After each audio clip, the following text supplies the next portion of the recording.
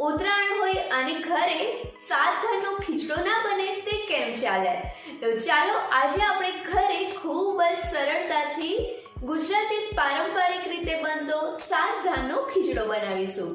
આ ખીચડાને વધારે ટેસ્ટી બનાવવા માટે આપણે ગાર્લિકનો ફ્લેવર આપીશું. તો આજે આપણે બનાવીશું ગ્રીન ગાર્લિક ખીચડો. આ ખીચડો ટેસ્ટી તો હોય જ છે, પણ સાથે સાથે ખૂબ જ હેલ્ધી હોય છે. તો ચાલો તેને બનાવવાની શરૂઆત કરીએ. ખીચડો બનાવવા માટે મેં અહીંયા ખીચડા માટેના બધા ધાન તૈયાર કરી લીધા છે. અહીંયા મેં મારી પાસે જે અવેલેબલ ધાન હતા તે લીધેલા છે. તમે તમારી પાસે જે અવેલેબલ હોય તે ધાન લઈ શકો છો. તો તેના માટે સૌથી પહેલાં અહીંયા 1 કપ ચોખા લીધા છે. ચોખાનું પ્રમાણ અહીંયા મેં વધારે રાખ્યું છે, કેમ કે ચોખા ઉમેરવાથી આપણે જે આજે ગ્રીન ગાર્લિક ખીચડો બનાવવાના છીએ તેનો ટેસ્ટ વધારે સારો આવશે. ચોખા સિવાયના બીજા બધા ધાન મેં 2 ટેબલ સ્પૂન લીધા છે. તમે તમારા ટેસ્ટ પ્રમાણે કોઈ પણ ધાનનું પ્રમાણ વધુ ઓછું કરી શકો છો. તો અહીંયા બાજરો, જુવાર, ચણા, કળથી, મઠ અને મગ લીધેલા છે. અને એ સિવાય લીલા કઠોળમાં લીલા ચણા, લીલા વટાણા, લીલી તુવેર અને લીલા વાલ લીધેલા છે. અહીં તમે તમારા ઘરે જે કોઈ પણ લીલા કઠોળ અથવા તો સૂકા કઠોળ હોય તેનો ઉપયોગ કરી શકો છો. હવે એક બાઉલ લઈને તેમાં ચોખા સિવાયના જે સૂકા કઠોળ અને અનાજ છે તેને લઈ લેશું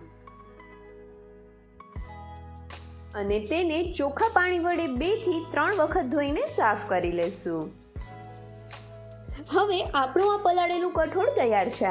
પહેલાં જ્યારે ખીચડો બનાવતા ત્યારે તેને સાંબેલા વડે ખાંડીને બનાવતા, પણ અત્યારે સાંબેલા અવેલેબલ નથી હોતા.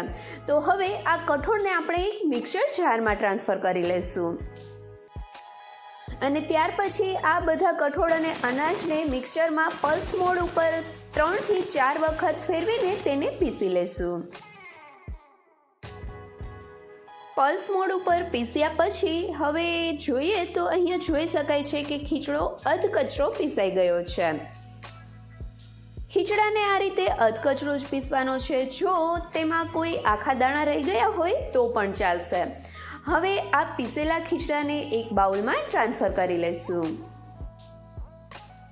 હવે આ પીસેલા અનાજ અને કઠોળમાં 2 કપ જેટલું પાણી ઉમેરીને તેને ઢાંકણ ઢાંકી 1.5 થી 2 કલાક માટે પલળવા દેશું.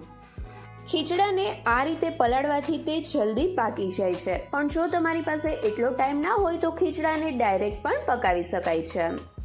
અહીંયા બધા કઠોળ અને અનાજ સાથે આપણે ચોખા નથી ઉમેર્યા, કેમ કે ચોખાને પાકતા વધારે ટાઈમ નથી લાગતો. આપણે ચોખાને ડાયરેક્ટ પકાવીશું તો પણ તે ઝડપથી પાકી જાય છે. 2 કલાક પછી ઢાંકણ ખોલીને જોઈએ અને ચેક કરીએ તો જોઈ શકાય છે કે બધા જ અનાજ અને કઠોળ સરસથી પલળી ગયા છે. હાથમાં લઈને આ ચણાની દાળને ચેક કરીએ તો જોઈ શકાય છે કે તે સરસથી પલળી ગઈ છે. તો હવે તેને સાઈડમાં રાખીને આપણે ખીચડા માટેની એક પેસ્ટ તૈયાર કરીશું. તો તેના માટે એક મિક્સર જારમાં 1 કપ સમારેલા પાલકના પાન લઈ લઈશું. તેની સાથે જ 2 થી 3 લીલી મરચી, તમારે જે રીતે તીખાસની જરૂર હોય એ રીતે લીલી મરચી ઉમેરવી અને તેની સાથે 2 થી 3 નાના આદુના ટુકડા ઉમેરીશું. અને એ સિવાય અહીંયા મેં લીલા લસણનો ગ્રીન પાર્ટ લીધેલો છે, તે અંદાજે અડધા કપ જેટલો છે. આ બધી જ વસ્તુને હવે ગ્રાઇન્ડ કરીને એક પેસ્ટ તૈયાર કરી લઈશું. તો આપણી આ લીલા લસણ અને પાલકની પેસ્ટ તૈયાર છે. આ પાલકની પેસ્ટથી ખીચડાનો મસ્ત ગ્રીન કલર આવે છે. અહીંયા પાલકનું પ્રમાણ તમે તમારા ટેસ્ટ પ્રમાણે વધુ ઓછું કરી શકો છો. હવે ખીચડાના વઘાર માટે કુકરમાં 2 ટેબલ સ્પૂન જેટલું તેલ અને 1 ટેબલ સ્પૂન જેટલું ઘી ઉમેરીશું. ખીચડામાં ઘીનો ટેસ્ટ ખૂબ સારો આવે છે, એટલે તેમાં થોડું ઘી ઉમેરવું અને તેલમાં મગફળીનું તેલ જ લેવું. મગફળીના તેલથી ખીચડાનો ટેસ્ટ વધારે સારો લાગે છે. તેલ ગરમ થાય એટલે તેમાં બધા ખડા મસાલા જેમ કે 1 ટીસ્પૂન આખું જીરું, 1 ટીસ્પૂન રાઈ, 2 સૂકા લાલ મરચાં, 1 તજનો મોટો ટુકડો, 1 તમાલપત્ર અને 4 થી 5 લવિંગ ઉમેરીશું. અને તેની સાથે જ 1/4 ટીસ્પૂન હિંગ ઉમેરી બધી જ વસ્તુને સરસથી મિક્સ કરી બધા ખડા મસાલાને અડધાથી 1 મિનિટ માટે સાતળી લેશું. રાઈ ફૂટવા લાગે એટલે તેમાં 1/4 કપ જેટલું ઝીણું સમારેલું લીલું લસણ ઉમેરીશું. અહીંયા લીલા લસણનો સફેદ પાર્ટ જ ઉમેરવાનો છે.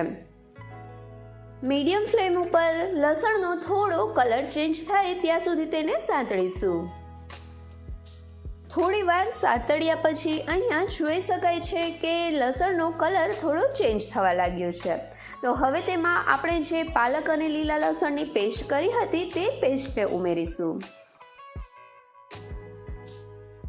હવે બધી જ વસ્તુને સરસથી મિક્સ કરી લઈ પાલકની પેસ્ટને 1 થી 2 મિનિટ માટે પકાવી લેશું.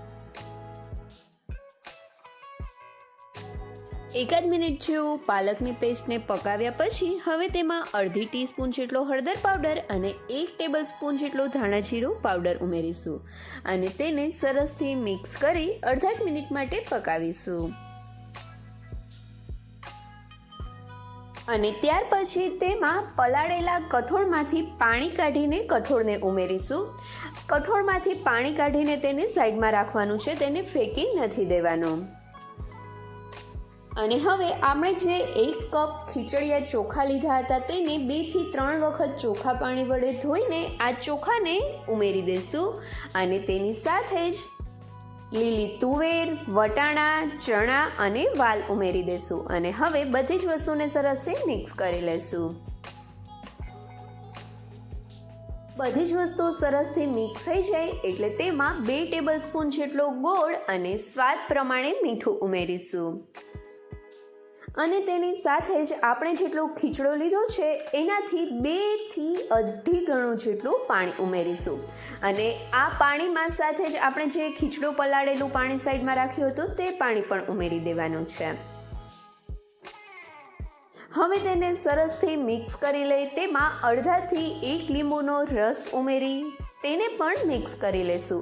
અને ત્યાર પછી કુકરનું ઢાંકણ ઢાંકીને મીડિયમ ફ્લેમ ઉપર 4 થી 5 વિસલ થાય ત્યાં સુધી ખીચડાને પકાવીશું.